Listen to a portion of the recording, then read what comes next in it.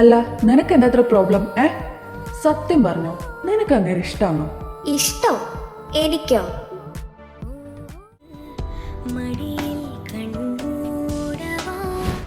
അപ്പോ ഞാനിനി എന്താ ചെയ്യണ്ടേ? ഇഷ്ടം പറയണോ? നിധി, എടോ, ഓ ഷിറ്റ്.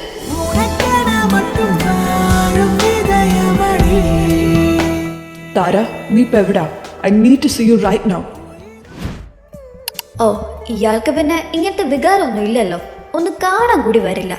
എനിക്ക് വികാരമില്ലാത്താണോ ഇപ്പൊ നിന്റെ problem?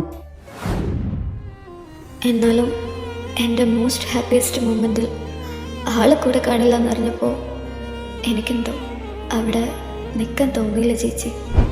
Ritu, do you know why I think I'm the luckiest? കാരണം I experienced something most of the people call as unrealistic.